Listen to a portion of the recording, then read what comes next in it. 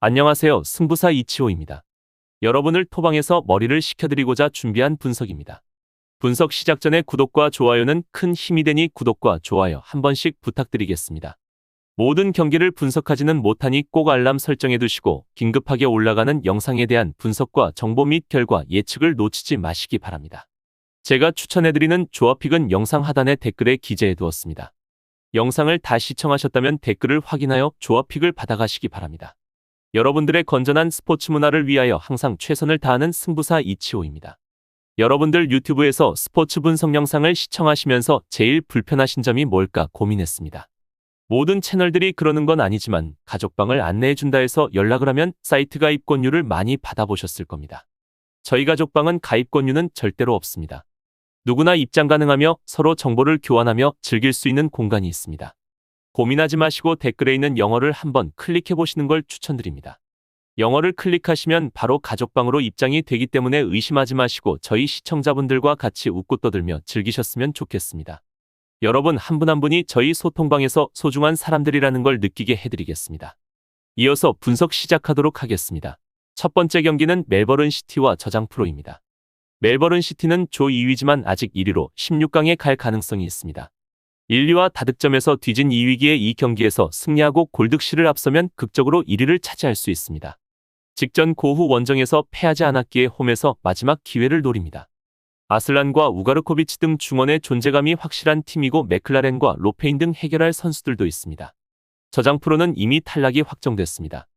이 경기를 승리하면 승점 9점이 되고 고후와 브리람 중에서 승점 9점 팀이 나올 수 있지만 두 팀에게 모두 상대 전적에서 밀리기에 순위를 뒤집을 수 없습니다. 2위가 된다 해도 다른 조 3팀을 제칠 수 없습니다. 직전 브리람 전에서는 레오나르도와 안드리아 세비치 등의 골이 터지며 승리했지만 선수들이 집중력을 끌어올리기 쉽지 않을 것입니다. 결론을 말씀드리자면 멜버른의 승리를 추천드립니다.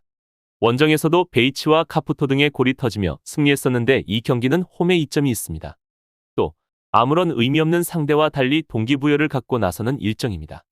아슬란이 공격 상황에서 맥클라렌의 뒤를 잘 지원할 멜버른이 원하는 결과를 얻을 것입니다. 두 번째 경기는 브리람 유나이티드와 고후입니다. 브리람은 아직 극적인 1위 가능성이 남아있습니다. 이 경기에서 2골차 이상으로 승리하고 멜버른이 저장에 패하면 극적으로 조 1위가 될 수 있습니다. 그러나 그러기 위해서는 일단 이 경기 승리가 필요합니다. 직전 저장 원정을 승리했다면 더 좋은 상황에서 나설 수 있었지만 패배가 아쉬웠습니다. 그래도 둠부야와 부츠키치 등 투톱이 안정적인 마무리를 하고 있고 분마타는 측면에서 존재감을 보입니다.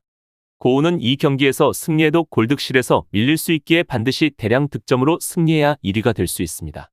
제2조를 제외한 다른 조 2위 팀들이 모두 승점 1점을 앞서고 있기에 2위는 탈락이 유력합니다. 때문에 원정이지만 공격적으로 경기에 임해야 합니다. 직전 경기 동점골을 터뜨린 미야자키를 비롯해 우타카와 하세가와 등 골을 넣을 수 있는 선수들이 대거 피치를 밟을 것입니다. 결론을 말씀드리자면 브리람의 승리를 추천드립니다. 고우는 탄탄한 중원을 필두로 버티는데 강점이 있는 팀입니다.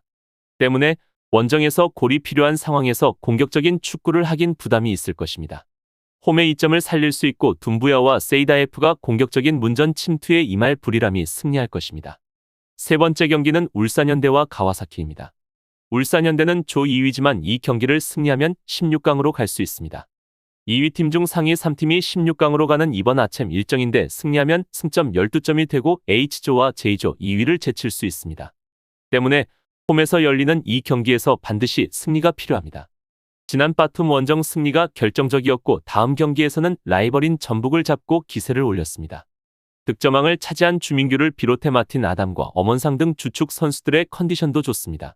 가와사키는 지난 라운드에서 압도적인 전력을 보여주며 조오르를 완파하고 오전 전승에 성공했습니다. 이미 16강 진출을 확정한 팀인데 좋은 흐름을 이어갔습니다. 때문에 이 경기에 굳이 전력을 다할 이유가 없습니다. 게다가 지난주 주말 가시와 상대로 1왕배 결승도 치렀기에 선수들이 체력적으로 힘든 상태입니다.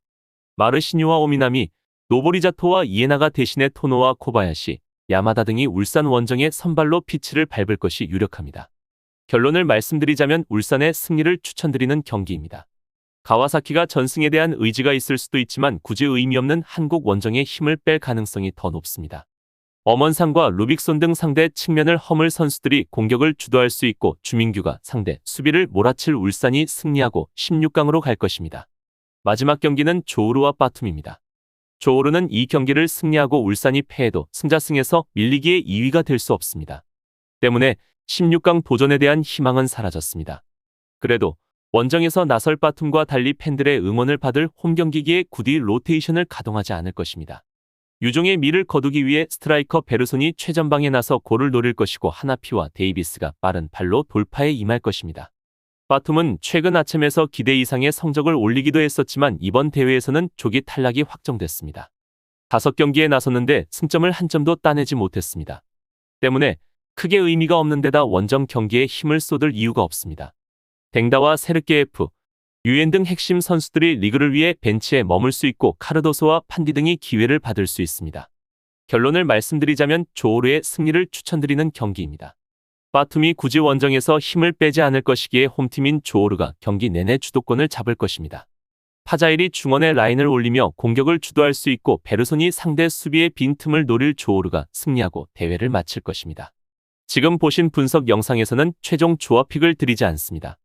초안 분석 내용이며 더욱 세밀한 분석 자료와 최종 조합픽은 댓글에 기재해 두었습니다. 프로토가 처음이신 분들 혹은 프로토를 좋아하는데 적중률이 낮으신 분들께서는 주저하지 마시고 전문가의 도움으로 수익률 극대화하시는 것을 추천드립니다. 프로토는 단지 운으로 하는 게임이 절대 아닙니다.